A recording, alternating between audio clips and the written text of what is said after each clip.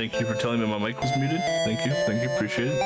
I'm playing Rubble Saver II, which is a sequel to Rubble Saver I in Japan, and a sequel that America never got for the Adventures of Rubble Saver. This game was also released in Europe under the name Max. If you want to look at a pretty funny and dumb looking cover art, look up Max for the Game Boy. Not Monster Max, but Max for the Game Boy. And with that, we're going to go in 3, 2, 1, let's rock. Alright, Rubble Saver. So, interesting thing about this game is very physics-based, very momentum-based. We have 3 hit points in the sense of our ship kind of deteriorates if we take damage. So as we take damage, we also start to lose our power-up for our weapon as well too. And the few glitches you'll see in this game will come later on in the game where I jump out of bounds, or I jump into a death pit and live. So, just to go over some of the power-ups you'll see in this game is in the bottom left corner, you see the little circle Pac-Man looking thing. That's how many lives I have left. The button next to that is my thrusters, so if I ever fall into a death pit like you just saw earlier, that's how many thrusters I have to get out of a death pit before I die. And my life, you'll see stars. So right now I'm at 2 stars for health. That means my ship is fully complete and fully functional. If I get hit, I lose my windshield.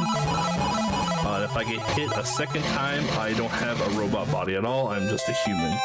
So there we get the second power up, which allows us to do the diagonal shooting as well too. And the hitbox for that boss is behind the face, and we can just sit on the floor with a diagonal shot, position ourselves correctly, and just kill the boss from the floor. Definitely not the intended way of killing that fight, but it is what it is. So here we have the unamused fireball. So if you ever watch the fireball get shot, it doesn't have a smiley face at all, and it just looks very unamused. But the fireball can go through walls, and then when we come to this boss fight here, it's going to be crucial because in order to fight this boss, we need to shoot through the boss's legs. Otherwise, we could wait for the boss to lift his leg up to shoot him, but that's a waste of time. We don't got time to waste right now. We were a minute over estimate on Shin-Chan. We gotta go fast. So this stage here is all about just dodging and understanding where those black cannonballs are gonna be coming from, and then taking out the towers on this side of the pillars. I didn't expect to go on top of that platform right there. There is a lot of jank in this game. I thought I was gonna get hit right there. There is a lot of jank in this game, but it is a very short game, and it's a very easy game casually as well too. So this is where you see the fireball reign supreme because it goes through the walls. Now we're gonna run to the boss. This is one of the few games I did blind and put up a blind leaderboard for. I actually really fell in love with this game the first time I started routing it. It's such a simple game, but it's also just a very fun game in general. Here we go to the community colony. The point of this stage is to kill all enemies on the screen in order to open up the exit door. However, I found out last night that you can soft lock this stage on very different ways of doing it. So here's hoping we don't soft lock the stage, because you can do it right here on this piece of the puzzle. So here's hoping, and we didn't. Good. So what happens is if you are vertically sinking through another platform, and you decide that you want to kill the last enemy while going inside of a platform, the exit door won't actually open at the exit. It'll open randomly in the middle of the stage, and you can't go through it at all. It's pretty awesome.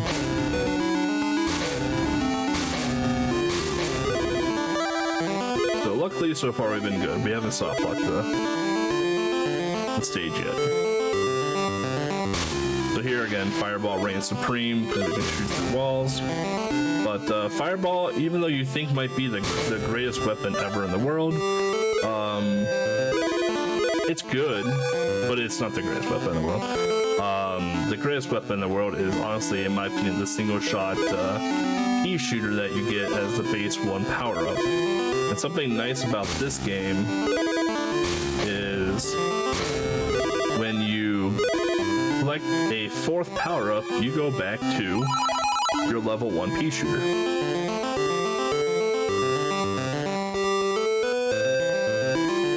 The slowest elevator in video game history. So now we're on the snake. And you can say goodbye to the snake. It takes 2 fireballs to kill him with the 3rd power up. Otherwise, if you have the single shot pea shooter, you can think of it like Mega Man, where as soon as one of your bullets is off the screen, you can shoot another bullet, and you can have up to 3 bullets on the screen at any given time. This stage here, we will also want to keep the single shot pea shooter as well too, as long as we can.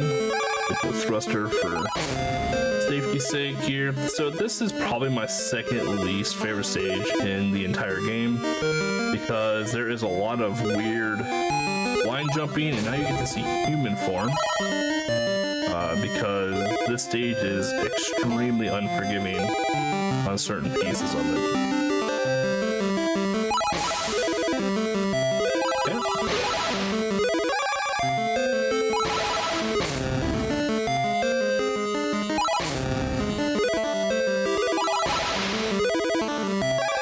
Full power up again, so we were full power up again.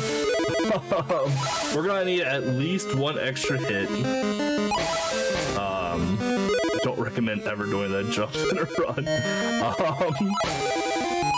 because we're gonna need to take a damage boost and use our invincibility frames for this boss fight coming up. So the other bad part about this game is that your run button and your shoot button are the same. So while you're running, if you need to shoot, you need to let go of your run and mash B. So here we go, we're gonna take a quick damage here, use our iframes, and kill him while his eyes and mouth are open, and that is the stage 4 boss.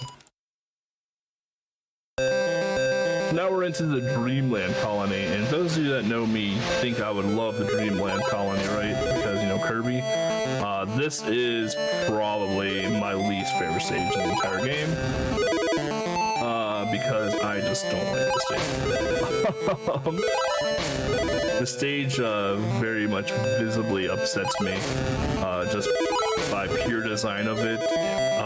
You'll see here in a second when we get to the block walls as to why I very much don't like this stage. So here we are at the block wall, and now we have to break these walls. But in order to break these walls, we need to drop ourselves and catch ourselves, and that's not the easiest thing to do. Plus we have these spinning platforms. Like I said, this stage is just a nightmare for me. But the plus side is we get the booster, and we're gonna keep our pea shooter, we're gonna cheat. Alright. So there you saw the abuse that we can do with some of the death pits there. You'll see that a lot in the final stage. At the end of the final stage, we have to go over a giant death pit in order to get to the boss. And there are easy ways and there are hard ways around it. And we take the hard way around it because this is what you do. We gotta wait for the Jack-in-the-Box guy here to stop throwing his balls. And then we have another one of these.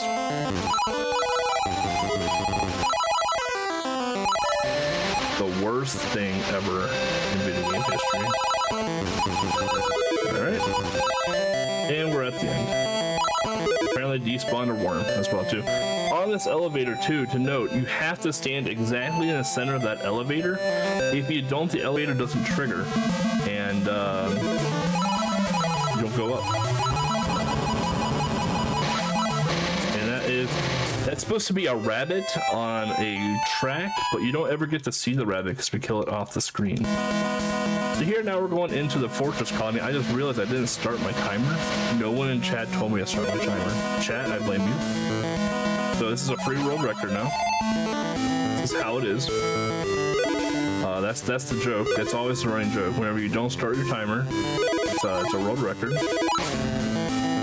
No one can tell you otherwise. I mean, who's gonna retime the game, right? It's not like I'm the moderator of the game. So here, this is a very similar stage to, well, the stage 2, I believe it was, where basically here we're just watching out for the cannonballs. These robots jump every time you shoot at them. They're kind of rude. So here we're gonna come up here. We're gonna go up into this closet, attic, whatever you want to call it, and get our power up here to get our suit back. And then here we got some more of these block balls we need to bust through.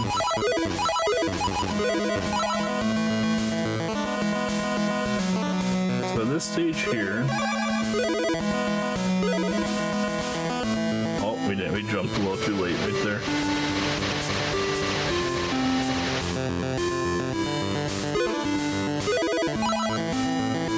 Ideally here we keep the power up that we have right now. We don't want to go into full fireball because we're about to face off against the worst boss in this game.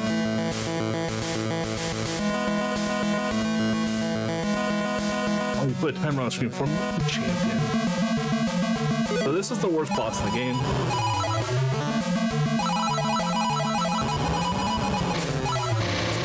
That's the worst boss in the game. He goes back and forth through the little funnels, and you have to mash shoot him, and using the fireball in that fight is absolutely useless and pointless, and don't ever do it. You want to make sure you have at least 2 hit points. If you're real good, you can do it with the powered out mech, but you still need to make sure you have a mech suit available for that because you're going to take damage regardless. So now we have the fireball, and we want to keep the fireball throughout the rest of this stage, because we want to use the fireball for the final boss, because we are in the final stage now.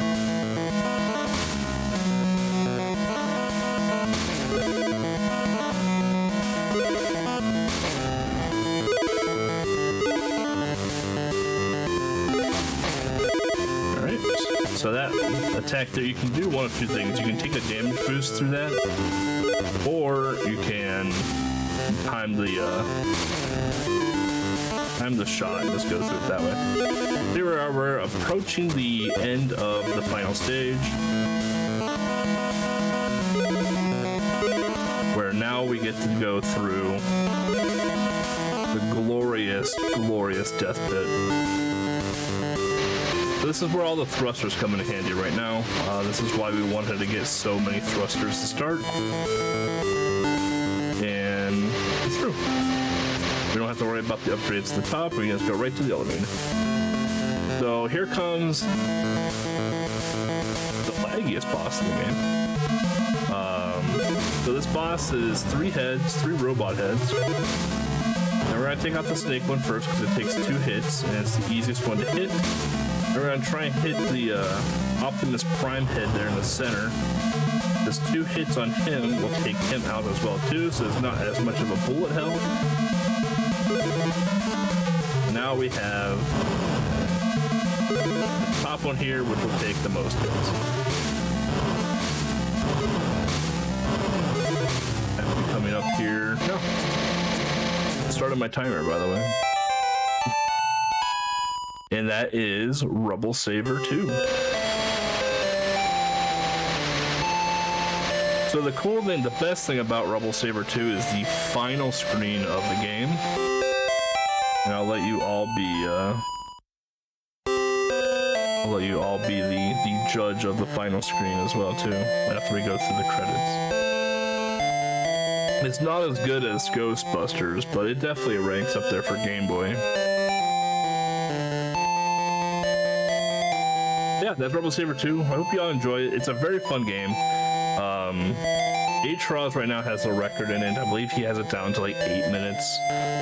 My PB is something like 10 minutes, something. I don't remember anymore. This is a game I don't really get to play or showcase that much anymore, just simply because people want Kirby and people want Trip World. So that's why I'm always a big fan of RGL's Retrothon, because I get to showcase and play some pretty weird Game Boy games. But thank you for playing the game. There's the final screen of Rubble Saver II. I'm ebloodycandy. Thank you all for hanging out. I'm not sure if they got Solar Striker up and running yet, but if they don't, the next game will be Kirby's Dream Land from Ghost Senpai. But if they got Solar Striker up, it'll be Skister 1980 with Solar Striker. So, thank you all.